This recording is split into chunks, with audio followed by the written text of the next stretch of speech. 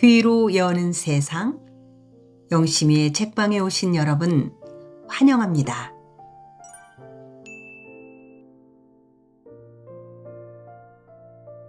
오늘 우리는 한승원님의 동학제 제6권을 함께하고 있습니다. 지난 12편에서 평산이는 안씨를 찾으려 친정에 갔다가 죽도록 얻어맞고요. 고일평은 평산과 안씨를 죽이겠다고 방총 연습을 하고 있었지요.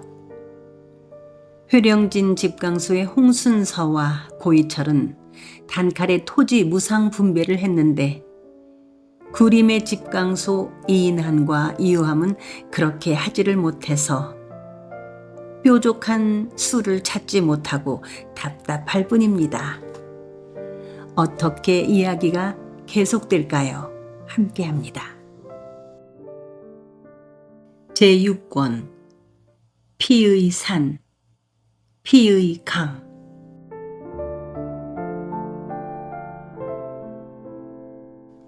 이곳 민생들의 소행은 아닙니다.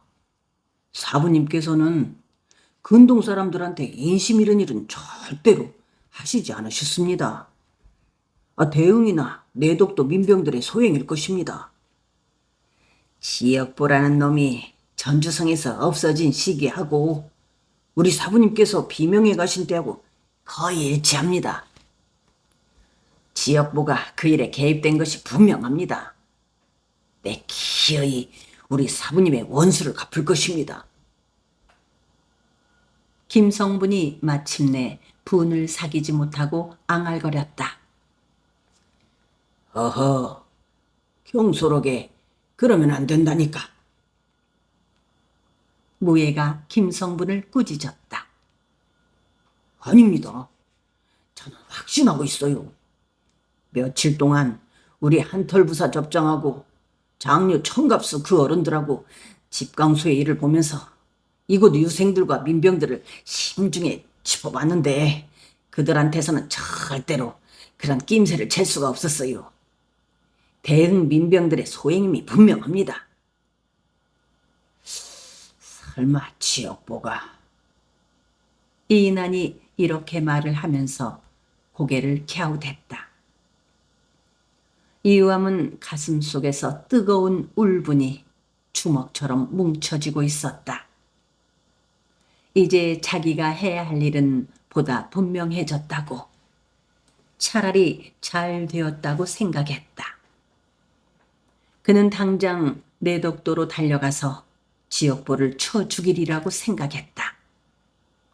제놈의 아버지를 위해 목숨을 아끼지 않은 내 아버지를 어떻게 감히 제놈이 죽일 수 있단 말인가. 오래전에 성문뜸 동백나무 숲 앞에서 나를 칼로 찌른 것도 그놈이었음이 분명하다. 지역보 그놈은 이번에 전주성에서 나하고 이인한 접주하고를 총으로 쏘아 죽이려고 하다가 이 떼보 천막동 송길만한테 들켰다. 이유함은 이를 갈았다. 그러한 이유함의 속셈을 읽은 듯 무예가 말했다. 모든 업은 지은 대로 돌아오게 되어 있는 법이다. 혹시라도 지역부한테 보가피하려고 들지 말아라. 내가 수일 안에 한번 가서 그놈을 만나볼 것이니라. 그 말이 이유함의 귀에 들어올 리 없었다. 이유함은 이를 갈았다. 들끓는 남원 광활루. 이유함은 사랑이 얼마나 소중한 것인가를 새삼스럽게 깨달았다. 그의 병간에만 신경을 썼다. 별님이의 주변을 떠나지 않았다. 잘 간수하지 못하면 새처럼 어디론가 날아가 버릴 듯 싶었다. 그는 숫째 별님이의 뭉클한 살냄새 속에서만 살았다. 별님이는 몸이 거의 회복되었다. 힘이 제대로 난 것은 아니었지만 바람을 쏘일 겸하여 들이나 바다에 나가곤 했다. 일을 거들다가 힘겹다 싶으면 아무 데서나 누워버리고 집으로 들어와 쉬곤 했다. 그러다가 그녀는 문득 두 손바닥으로 얼굴을 가리고 흐느껴 울곤 했다. 이유함이 왜 우느냐고 해도 대답을 하지 않았다. 별림이는 깊은 잠을 들지 못했다. 그녀의 가슴 속에는 이유함이 아닌 또 다른 남정네가 하나 담기어 있었다. 이 인안이었다. 이 인안은 별림이의 가까이에 오려고 하지 않았다. 멀찍이 떨어진 채 흘끗 보고는 재빨리 시선을 다른 곳으로 옮겨버리곤 했다. 이 인안의 냉대가 별림의 몸과 마음을 더욱 아프게 했다. 별림이는 유산 후유증이 다 가시였는데도 불구하고 신안고난 알았다. 배가 아픈 것도 아니고 머리나 허리가 아픈 것도 아니고 삭신이 쑤시고 아리는 것도 아니었다. 스스로도 어디가 아픈지를 몰랐다. 그녀는 늘 우울해 있었다. 이따금 가슴이 술렁거렸다. 그냥 몸이 나른하고 무기력해지면서 땅 밑으로 스며들어 버리는 듯 싶었다. 나 절에나 한번 갔다 왔으면 좋겠어요. 밤에 잠을 자는 듯 싶던 별림이가 문득 말했다. 뒤란 감나무 숲에서 소쩍새가 울었다. 그녀가 훌쩍훌쩍 울기 시작했다. 이유함이 그녀를 안고 등을 토닥거려 주었다. 우리 그 아이 극락에 갔을까? 아니, 아직 못 갔을 거로구먼. 제 발로 걸을 수도 없는데 어떻게 극락에 가? 시방 소쩍새 모양으로 어두운 구만리장천 어딘가를 떠돌고 있을 것이로구먼. 그 아이가 극락 세상에 이르도록 빌어줘야 할 것 같아. 별림은 무당이 푸념을 하듯이 말했다. 이유함은 천관사 무예스님 생각이 났다. 아버지의 영가가 모셔져 있는 천관사에 가서 날아간 아기와 아버지의 혼령을 위하여 공을 들여야 할 것 같았다. 이유함은 아버지의 영가를 생각하자 울분이 끓어올랐다. 지역부는 이 난을 따라 원행을 하고 돌아온 이유함의 눈치를 슬금슬금 살폈다. 억보, 나 좀 보세. 이유함은 서원 마당에서 지역부에게 말했었다. 뭔 일로? 나 바쁜데. 잠깐이면 돼. 저기 뒷산에 가서 나하고 이야기 좀 하세. 이유함은 지역부를 뒷산으로 이끌고 가자마자 다짜고짜 두들겨 패기부터 할 참이었다. 목을 조이면서 네 놈이 우리 아버지를 죽였지? 하고 문초를 할 참이었다. 바른대로 되지 않으면 머리를 빡에 죽일 참이었다. 지역부는 이유함의 속을 알아차린 것인지 그를 피해 뒷걸음질을 쳤다. 별로 바쁜 일도 없으면서 이방 저방을 기웃거리다가 그의 앞을 살쾡이처럼 빠져나갔다. 이따가 이 일문뜸 도유사 얼른 집 다녀온 뒤에 만나자. 하고 나서 도망을 치듯이 들길을 달려가 버렸다. 이유암은 지역부를 뒤쫓아 가려다가 그만두었다. 도유사 집을 다녀오면 결판을 낼 참이었다. 한데 지역부는 그의 앞에 나타나지 않았다. 내덕도로 가버린 것이었다. 업보 미워하지 말아요.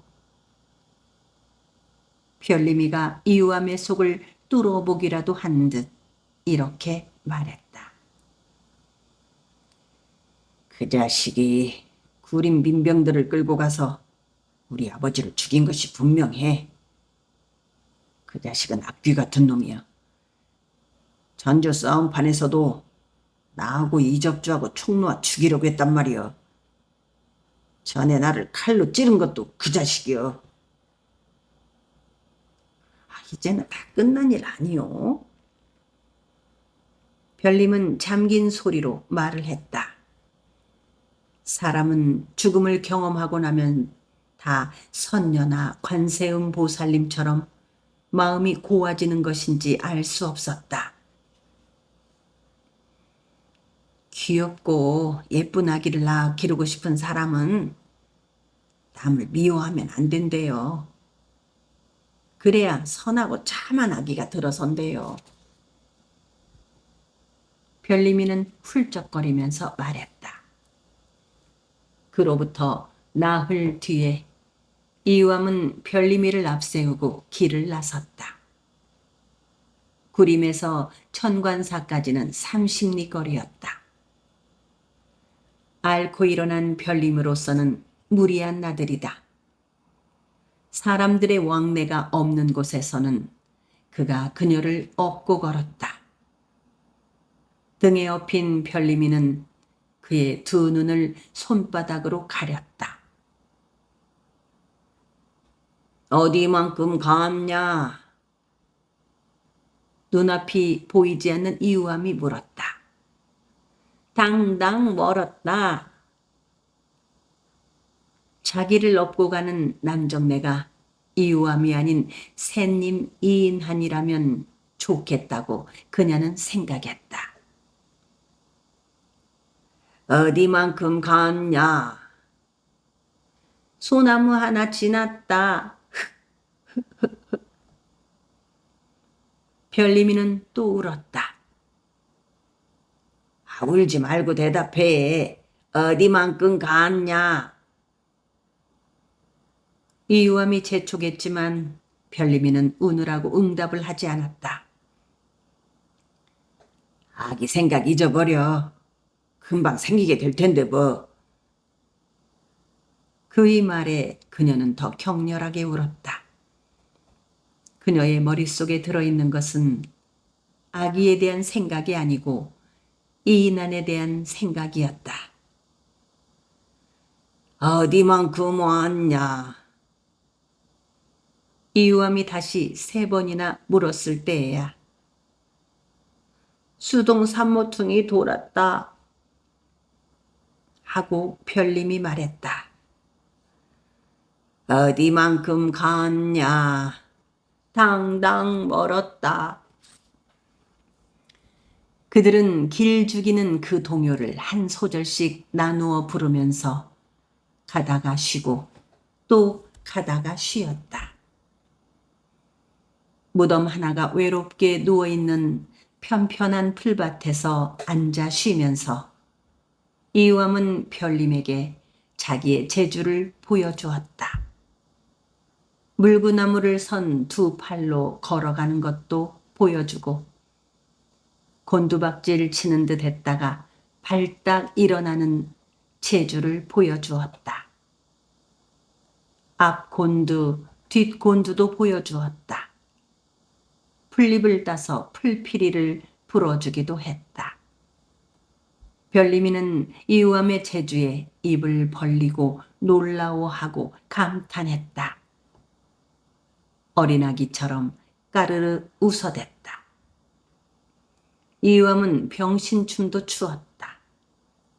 곱사등이 춤도 추고 베넷 병신 춤도 추고 절름발이 춤도 추었다. 별님은 배꼽을 잡고 도글도글 굴러다니면서 웃어댔다.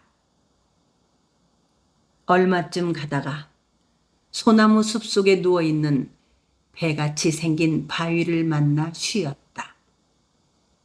거기에서 이유암은 별님이를 혼자 두고 소나무 숲속으로 달려갔다. 별님이가 어디가 호랑이 나와서 나 물어가면 어떻게 하려고 하고 울음 섞인 소리로 응석을 부리듯이 말하며 발을 구르고 엉덩방아를 찧어댔다. 이유암은 대꾸하지 않았다. 멀지 않은 곳에 자그마한 너덜벙이 있었다. 너덜벙은 푸르고 희고 거무스레한 바위 옷을 입고 있었다. 너덜벙 속에 산죽들이 군락을 이루었다. 그 주변에 산나리꽃과 붓꽃들이 지천으로 피어 있었다. 산나리꽃은 흰색 바탕에 젓갈색의 얼룩점이 귀여웠고 향기가 진했다. 붓꽃은 칼 모양의 잎들이 떨기로 솟아 있었는데 그 잎들 사이에서 바다색 바탕에 자줏빛 도는 꽃들이 나와 있었다. 바위 틈의 연분홍빛에 석골 풀꽃들과 자줏빛의 페랭이 꽃들도 웃고 있었다. 실처럼 오리로 찢어진 그 꽃들이 줄기 위쪽 가지 끝에 달려 있었다. 흰 석죽꽃들도 섞여 있었다. 이유암은 그것들을 한 줌 꺾어왔다. 와, 이쁘다. 별님이 눈물을 글썽거리면서 활짝 웃었다. 이유암이 꽃들을 별님의 가슴에 안겨주었다. 별님이 꽃을 코에 대기도 하고 볼에 대기도 했다. 그녀의 눈에 맺힌 이슬들이 방울져 떨어졌다. 새님인 이인한의 가슴 속에 얼굴을 묻고 울어댄 간밤의 꿈을 떠올렸다. 그녀는 이유암을 정면으로 볼 면목이 없었다. 얼른 그 생각을 지우고 뱃속에 들어있다가 날아가 버린 아기를 떠올렸다. 우리 아기한테 주었으면 좋았을 텐데. 별님은 목매인 소리로 말하였다. 이유암이 별님을 안아주면서 잊어버리라고 말했다. 또 배서 낳으면 되지 뭐. 간밤에 나 애 낳는 꿈 꿨단 말이야. 막 몸부림치다가 깼어. 별님은 눈물을 훔치면서 투정을 하듯이 말했다. 이유암은 꽃을 별님의 머리에 꽂아주었다. 페랭이 꽃을 이마 앞에 줄줄이 꽂고 붓꽃 6송이를 정수리에 꽂고 나리꽃 4송이를 양쪽 귀바퀴에 꽂고 석골 풀꽃들은 그 사이사이에다가 적당하게 섞어 놓았다. 별님의 약간 창백한 얼굴과 머리 전체가 커다란 한떨기의 꽃다발이 되어버렸다. 이유암은 별님이를 번쩍 들어안고 빙글빙글 돌았다. 우와 하고 그는 웃어댔다. 별님이의 몸 전체가 꽃인 듯 싶었다. 이뻐요? 별님이 물었다. 그럼. 별님이 자신의 모습을 한번 보고 싶다고 했다. 이유암은 근처에 흐르는 시냇물을 생각했다. 지나다니면서 시냇물을 많이 보았다. 거기에는 맑은 웅덩이들이 있었다. 손발을 씻고 멱을 감기도 한 물이었다. 그는 별님을 그리로 데리고 가서 자기의 꽃꽂은 모습을 비춰보게 해주었다. 별님은 물속에 비친 자기의 모습을 보고 또 보고 했다. 물속에 비치는 모습은 환상적이었다. 그 모습을 보고 까르르 웃었다. 그녀는 또 눈물을 흘렸다. 시방 이 사람이 샌님 이인한이라면 좋겠다고 생각했다. 그녀는 혀를 아프게 깨물었다. 이제 이인한을 잊자고 생각했다. 이우암도 이인한 못지않게 똑똑하고 야무진 남정네라고 생각했다. 한데 그녀의 뜻처럼 마음은 따라주지 않았다. 이인한을 향해 달려가곤 하는 마음을 어떻게 주체할 수가 없었다. 소나무 숲에서 뻐꾹새가 울었다. 들머리의 버들숲에서 꾀꼬리도 울었다. 이우암은 별님이를 줄곧 업고 갔다. 천관산은 산의 동북편 골짜기에 있었다.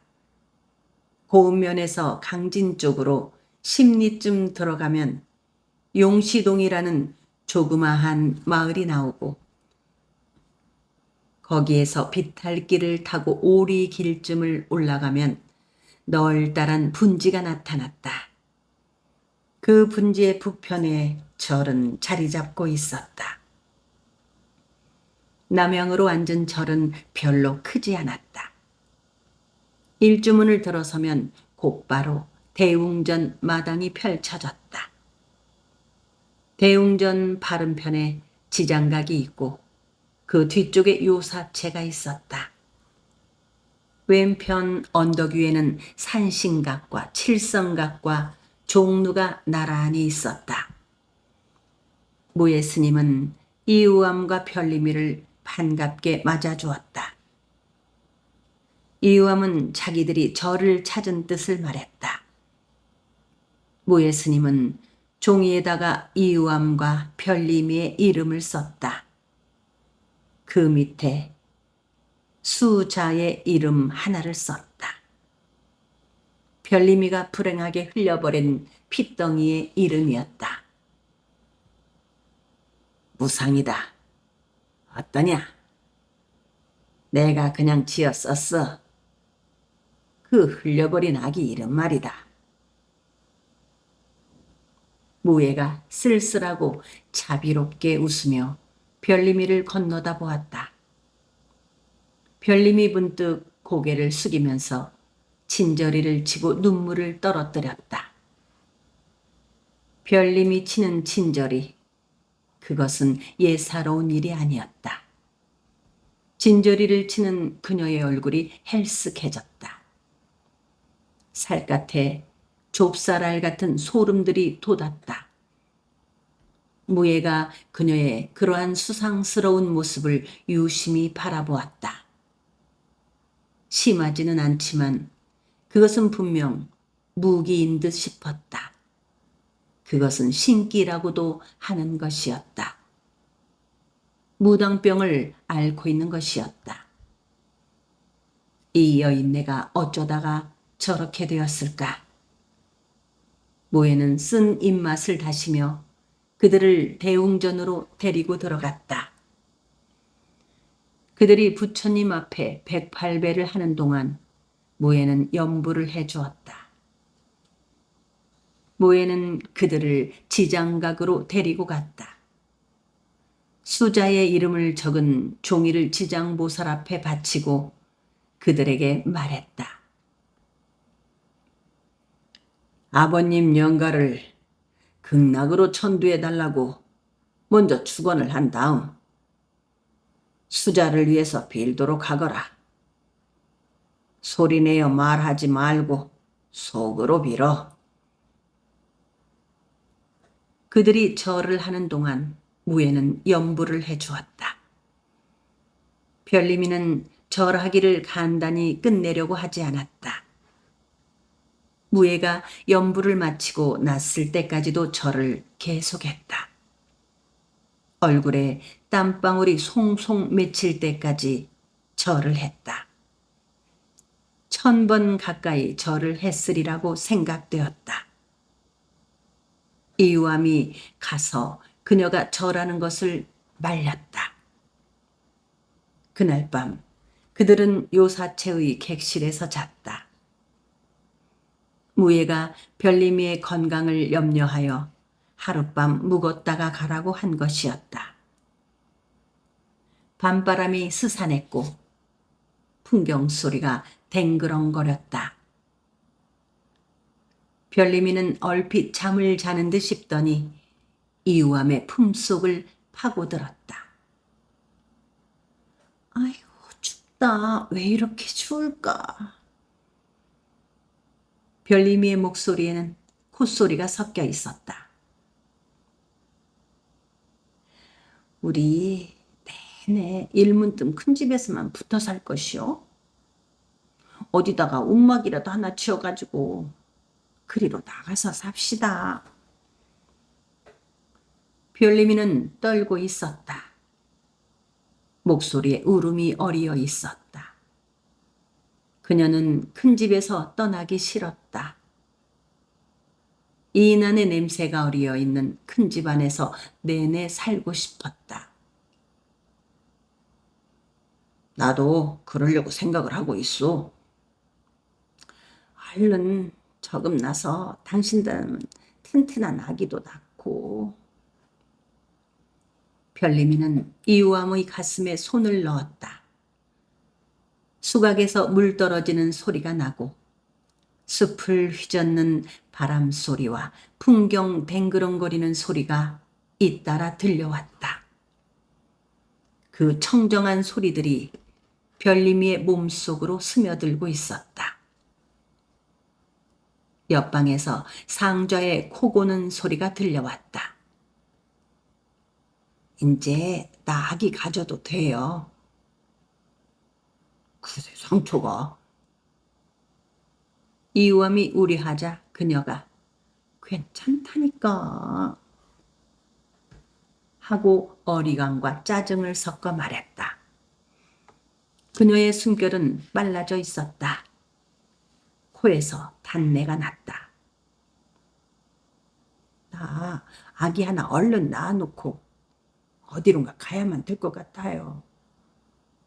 다시는 이 세상으로 못 돌아올 어떤 먼 곳으로인가 가게 될 것만 같아요. 별림이가 이우함의 가슴을 끊어 안으면서 이우함의 가슴이 뜨겁게 달아올랐다. 무슨 소리를 하고 있어? 이우함은 조급해졌다. 그는 그동안 줄곧 사랑에 굶주려 왔다. 그래도 그는 망설였다. 절집인데 아버지 영가하고 아기 영가하고 기껏 빌고 왔는데 괜찮을지 몰라. 우리가 몸을 깊이 섞는 것을 아버지 홀령은 더 좋아할 것이오. 얼른 아들 딸 낳으라고. 우리 아기 홀령도 시방 이 절집 주위를 맴돌면서 제 뱃속으로 다시 스며들어올 준비를 하고 있을 거요.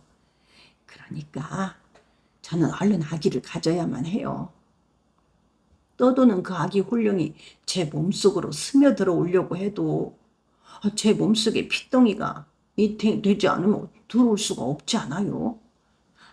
떠돌고 있는 우리 아기 홀령이 얼른 제 깊은 살 속으로 스며들도록 해주시오.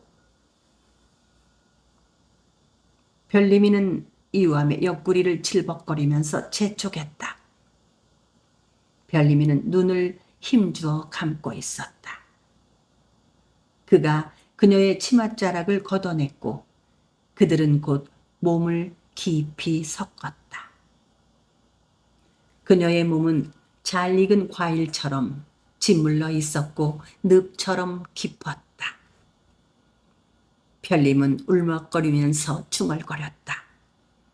아가, 절대로 다른 데로 가지 말고 다시 내 속으로 들어오너라. 어서 들어오너라. 어서 들어오너라. 그것은 슬픈 감창 소리가 되고 있었다. 이유함은 두려웠다. 아직 그녀의 상처가 덜 아물었을 듯 싶었다. 그렇지만 그녀가 조심하는 그를 꾸짖듯이 격렬하게 몸을 외틀기도 하고 몸부림을 치기도 했다. 숲을 달려가는 바람 소리와 풍경 소리와 상자의 코 고는 소리들이 들썩대는 그들의 동작에 추임새처럼 흘러들었다. 그래, 아가, 절대로 다른 데로는 가지 말고 다시 내 속으로 들어오너라. 내 속으로 들어와. 별님의 마음속에는 이인환이 들어와 있었다. 그녀는 샌님 하고 소리쳐 울부짖었다. 이유함은 그녀의 울부짖음을 분명히 들었다. 그는 절망했고 이인환을 증오했다. 그 증오 때문에 그의 행위는 더욱 격렬해졌다. 그녀는 또 울기 시작했다. 이번에는 자기가 잉태하여 낳게 될 아기는 이유함과 이인환을 모두 닮게 되리라고 생각했다. 몸은 이유함을 닮고 마음은 이인환을 쏙 빼 닮으리라. 이때 이바우는 장쟁이 고랑의 주막집 복록방에 들어있었다. 이바우는 장령성의 삼공형들과 벽사역의 찰방을 만나고 돌아오다가 그 주막 복록방에 든 것이었다. 억지를 쓰고 내독도까지 간다면 갈 수도 있었을 터이지만 이바우는 일부러 꾸물거리다가 이 주막에서 묵었다. 작달막한 주모가 그를 보자마자 고개를 외틀어 버렸다. 나 모르겠소? 이바우가 퉁명스럽게 묻자 그 주모는 아이고, 나는 죽었는지 알았소? 하고 대꾸했다. 그러고 보니 이바우는 장령성 나들이를 한 지가 오래되었다. 주모는 그동안 코빼기도 보여주지 않은 이바우를 원망스러워하고 있었다. 물색이 덧 고와진 듯 싶소. 하고 나서 이바우는 국밥 한 그릇을 청했다. 어디서 많이 해본 수작이구먼요. 주모는 여인네한테 집적거리는 품이 예사 오소리 잡놈은 아니라는 투로 말하였다. 여느 손님과 다르게 밥을 반 그릇이나 더 넣어 말아주었다. 지난해 늦은 가을의 뜨거운 인연을 기억하고 있는 것이었다. 복록방 아랫목에는 빼빼하고 건늙은 채장수와 그의 어린 아들이 자고 있을 뿐이었다. 윗목에서 잠이 든 채 하고 있던 이바우는 안방문이 열리는 것을 듣고 몸을 일으켰다. 주모가 부엌으로 들어가고 있었다. 안방에는 그 주모의 시어머니와 그녀의 더벅머리 아들이 자고 있었다. 주모는 물동이를 들고 밖으로 나갔다. 한밤중에 웬 물을 기르러 갈까? 그것은 그를 유혹하고 있음에 틀림없다고 이바오는 생각했다. 그는 재빨리 일어나서 문을 열고 나갔다. 주막 모퉁이로 개울물이 흐르고 그 개울에서 별로 멀지 않은 곳에 우물이 있었다. 이바오는 개울뚝에 서서 우물 쪽으로 가는 주모의 모습을 살폈다. 주모의 모습이 어둠 속으로 가뭇없이 사라졌다. 저 어둠 속 어딘가에 외간 남자 하나가 주모를 기다리고 있는 것은 아닐까. 이바오는 발소리를 죽이면서 우물 쪽으로 가보았다. 주모는 우물물을 길어다가 멱을 감고 있었다. 별빛이 주모의 물기 어린 살갗에 묻어 있었다. 찬물을 끼얹으면서 그녀는 으흐 소리 낮게 지르곤 했다. 이바우도 목욕을 하여야 할 것 같았다. 이날 장령성과 벽사역을 다녀오느라고 땀을 많이 흘린 것이었다. 그는 개울물로 슬쩍 멱을 감았다. 그녀보다 먼저 옷을 입었다.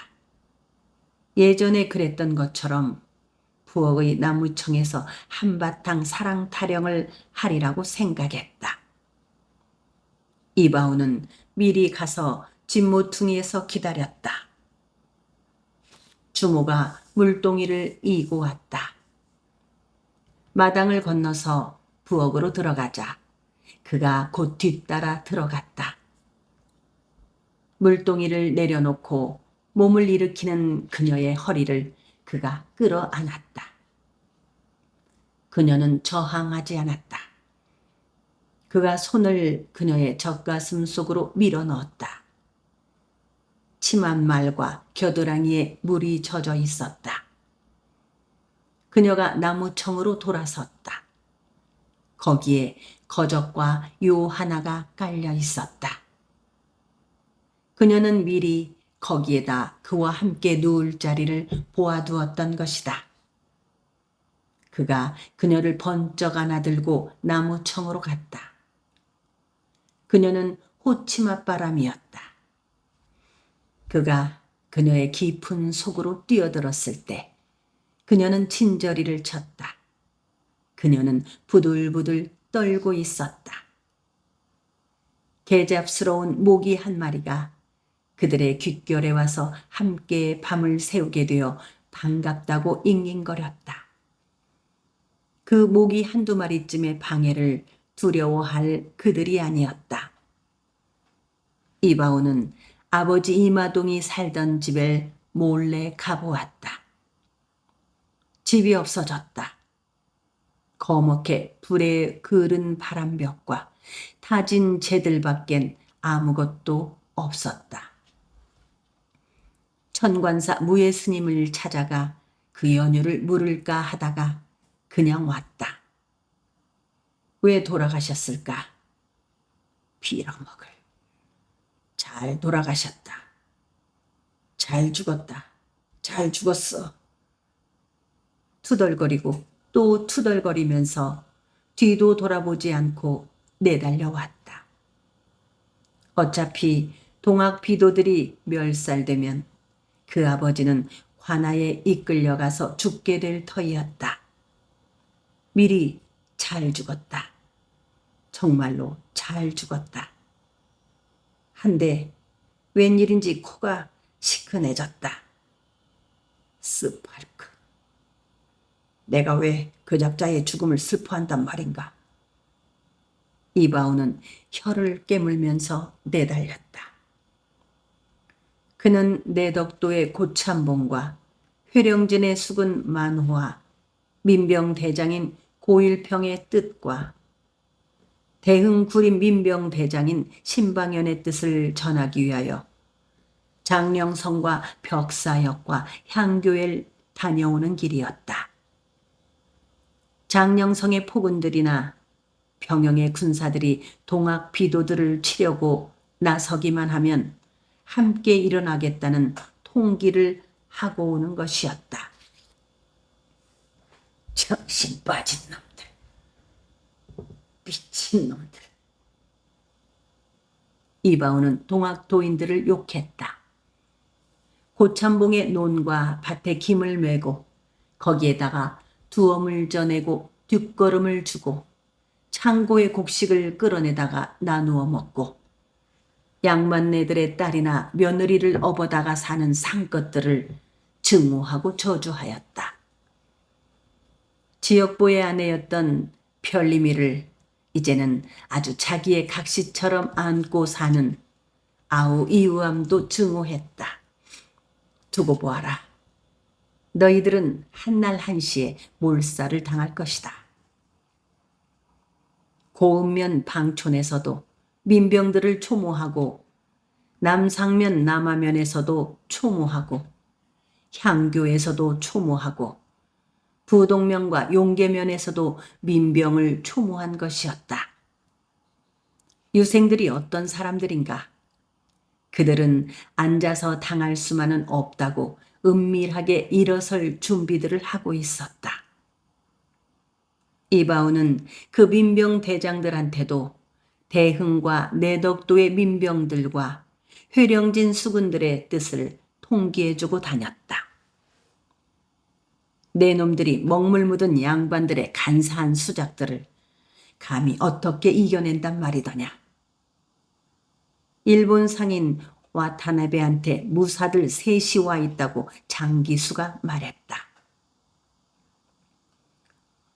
일본 군사들이 한양 궁성을 손에 쥐어버렸다니까. 이제는 일본 사람들을 업어야만 하네. 동학도인들은 일본 무사들한테는 함부로 못하네. 앞으로 두고 보소. 회령진으로 일본 군함이 들어올지도 몰라. 일본 군함이 들어오기만 하면은 그때 수군들하고 같이 나서서 동학도인들 싹 쓸어 없애야 하네. 이바우가 장령성과 벽사역과 강면의 민병들한테 전한 서찰들 속에는 그러한 뜻이 담겨 있었다. 이바우는 쌓인 울분을 주모의 자궁 속에 모두 털어붓고 있었다. 그녀가 알았다. 그 소리가 너무 크다 싶었다. 그는 놀라 그녀의 입을 손바닥으로 눌러 막았다. 집 모퉁이에 개울물이 소리쳐 흐르고 있었다. 양반들이 득세를 하게 되면 그는 고참봉 떡에 땅을 전보다 훨씬 더 많이 붙일 수 있을 거라고 생각했다. 고참봉은 난리가 한바탕 지나가는 서슬에 나의 진실된 마음을 확인했을 터이다. 세상의 모든 사람들이 다 시세에 따라 변하더라도 나는 절대로 지조가 변하지 않는 사람이다. 고참봉과 회령진 만호와 장교 천혜산이 그렇게 나를 신임하는 한 나와 내 자식 달섬이의 앞날은 튼튼하게 보장될 것이다. 떵떵거리고 살면서 몰살당하는 동학도인들의 꼴을 구경해 줄 것이다. 우암이 그놈의 죽어가는 꼴도 실컷 비웃으며 구경해 줄 것이다. 이바오는 주모의 가슴이 으스러지도록 힘껏 안았다. 아내 구름내는 오래전부터 그를 받아주지 않았다. 배가 하늘째 큰 산 주봉만하게 불러 있었다. 누구의 아기일까? 고참봉의 아기든 와타네베의 아기든 자기의 아기든 상관하지 말자고 그는 생각했다. 이때껏 그는 구름예가 고참봉집에 드난살이를 하여 준 덕을 톡톡이 보며 살아온 것이었다. 이바우의 허리를 끌어안은 주모가 울고 있었다. 그의 왕성한 혈기에 감격하고 있었고 고마워하고 있었다. 솔숲을 흔들어대는 바람소리와 집모퉁이를 흐르는 물소리와 소쩍새 소리가 그녀의 몸속으로 흘러들고 있었다. 당신 참말로 부정한 사람이요. 장령석이나 벽사역에 특별하게 볼 일이 없더라도 나를 보러 가끔씩 와주어야지. 한 달에 한 번은 와주어야지. 세상에 뜨거운 정 깊이 주고 나서 그렇게 무정할 수가 있어? 회령진에서 우리 주막 쪽으로 난 길이 달아지는 것이라면 내 눈에게 벌써 다 달아졌을 것이오. 주모는 무당이 넋두리를 하듯이 급박하게 말을 뱉어내고 있었다. 세상에 남정네가 이바우 혼자뿐이던가. 이바우가 능쳤다. 주모가 이바위의 옆구리를 힘껏 꼬집으며 투정을 했다. 아이고, 이 오소리 참놈 말하는 것 좀 보소. 그러면 당신은 나 제쳐놓고 이 세상에 세고 센 여편네들을 다 보듬어주고 다녔다란 말이오? 한많은 여인네 참정을 그렇게 몰라주면 죽어서 구렁이가 된다요. 나는 진정으로 당신만 기다리고 수절을 하고 있었소. 참말이요. 내 참정은 하늘하고 땅하고 나하고 우리 시어머니는 잘 알 것이오. 주모의 목소리에 콧소리가 진하게 섞여 있었다. 고이철의 혼례식에는 그의 어머니 연씨와 청지기 장기수와 종, 악산, 금산, 덕산들이 왔다. 장기수는 약은 사람이었다. 고이철이 회령진 집강소에 앉아있자 고이철의 어머니 연씨에게 고분고분해진 것이었다. 그녀의 비위를 맞추려고 웃어 보이고 알랑거리기까지 했다. 일부러 해가 진 뒤에 예를 올렸다.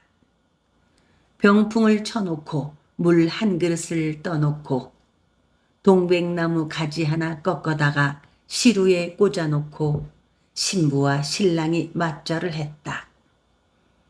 신랑 쪽에는 연씨와 도인들이 서고 신부 뒤쪽에는 홍순서와 그의 아들 순구, 순칠이 서 있었다. 김동만이 예를 잡았다.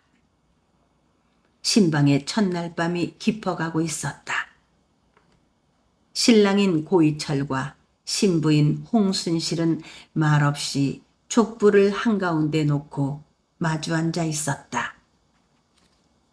초가 녹고 있었고 심지가 그것을 빨아 태우며 빛을 발하고 있었다. 신랑과 신부의 가슴이 콩콩 뛰고 있었다. 신랑 고이철은 뛰는 가슴을 진정시키기 위하여 딴 생각을 하려고 애를 썼다. 자기 몸을 태움으로써 어둠을 밝히고 있는 촛불처럼 자기도 세상을 저렇게 밝힐 거라고 생각했다. 고이철은 그 촛불을 껐다. 근동의 도인들이 따라주는 대로 탁배기를 마신 그의 정신은 어질어질했다. 그의 취한 눈에 홍순실의 얼굴은 꽃 같았다. 그녀의 저고리 고름을 풀었다. 치만 말도 풀었다. 하고 안간 힘을 쓰듯이 헛목을 가다듬었다. 홍순실의 몸속에 자기의 그림자 하나를 새겨 두어야 한다고 생각했다. 짙은 안개가 끼어 있는 듯한 세상이었다. 앞에 어떤 절벽이나 함정이 놓여 있는지 알 수가 없었다. 언제 어느 때에 어디에서 천길 낭떠러지를 만나 곤두박질 쳐 떨어지게 될지 알 수 없었다.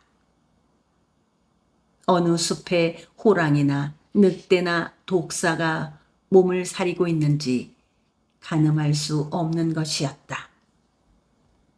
자기가 촛불처럼 산화해도 좋다고 고이철은 생각했다.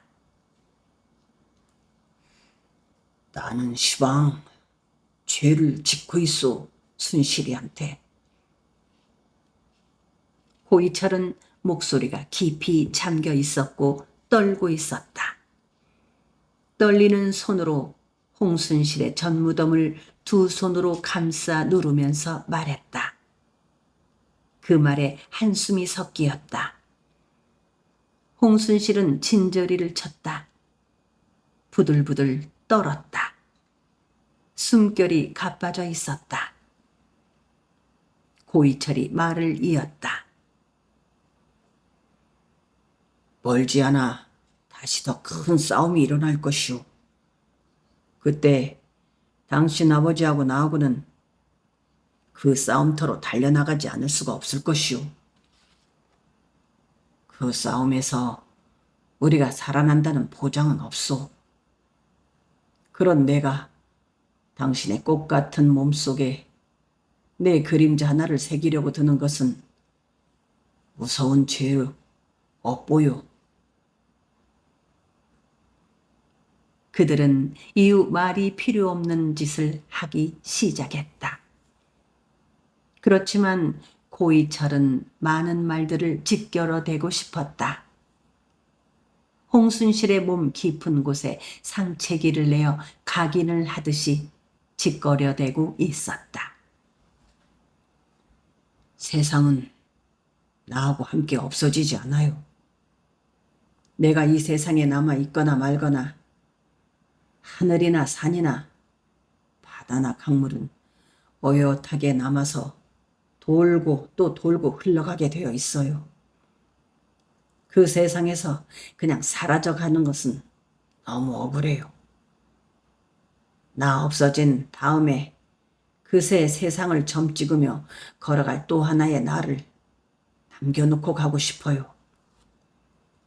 당신 혼자서 그 험악한 세상을 어떻게 감당하라고 그렇게 하려 하는 것인지 미안하고 죄스러울 뿐이요. 그렇지만 나는 시방 이렇게 하지 않을 수가 없어요.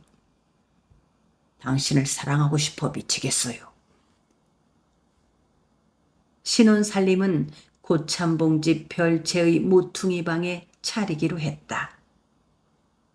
고이철의 어머니 연씨는 아들 고이철이 혼례를 치르는 동안 연신 눈물을 훔쳐댔다. 자기의 귀한 아들 고이철이 그렇듯 거지 혼사를 치르는 것이 슬프고 억울한 것이었다.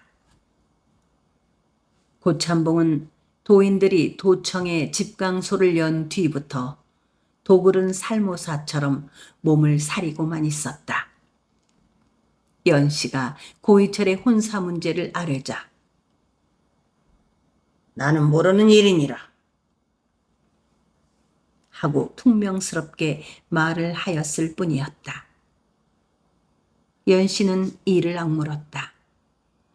그녀는 자기의 아들 고이철이 명석하고 현명하고 지혜로움을 믿었다. 이제 그 아들은 적자인 고일평을 제치고 고순호의 모든 재산을 움켜쥘 터이었다. 이제는 그 아들 이철 때문에 고참봉도 그녀를 함부로 괄시하지 못할 것이라고 생각했다. 예가 끝나고 신부를 따라 안방으로 들어가기 직전에 고이철은 어머니 연씨의 손 하나를 힘껏 잡아주었다. 그들 모자의 눈이 마주쳤다. 그것은 고씨 집안의 가통을 자기가 튼튼하게 이어갈 테니 슬퍼하고 억울해하지 말라는 뜻이었다. 홍순실의 알몸을 품은 고이철이 서두르기 시작했다. 곧 고이철의 몸이 홍순실의 깊은 바닷속으로 빠져들어갔다. 그날 밤 동남풍이 유난히 세차게 불었다. 짐승의 울음 같은 해조음이 앞산 잔등을 넘어왔다. 그 모든 심야의 움직거림들이 고이철의 뜨거운 안간힘과 함께 홍순실의 깊은 속으로 흘러들고 있었다. 그들의 섞임은 예사 살섞임이 아니었다. 두 가슴에서 푸들푸들 뛰며 흘러나온 선지피 같은 것이 섞이고 있었다. 이튿날 새벽녘에 고이철이 홍순실을 안은 채 당신 앞으로 어떻게 할 것이오? 개벽 세상은 그 어디에도 없소. 앞으로 고생을 얼마든지 하고 또 하고 그래야 할 것이오. 뱀지옥, 가시지옥, 칼산지옥, 불지옥 같은 세상살이를 헤쳐나가지 않으면 안 될 것이오. 하고 말했다. 홍순실은 뜨거운 숨을 그의 가슴에 품고만 있었다. 그녀는 이상스럽게 이제 죽어도 좋다는 생각이 들었다. 자기들의 결혼 생활이 별로 순탄치 않을 듯 싶었다. 고이철은 바람 같은 데가 있는 사람이라는 소문이 나 있었다. 어느 날 문득 고이철은 어디론가 후루룩 날아가 버릴 듯 싶었다. 그녀는 내내 혼자서 독수공방을 하며 살아갈 것 같은 예감이 등줄기를 훑었다. 슬픈 운명줄이 칙칙한 산중에 외틀어진 오솔길처럼 그녀의 눈앞에 펼쳐지고 있었다. 기다리고 또 기다리면서 살지 뭐. 그녀는 진저리를 치면서 몸을 웅크렸다.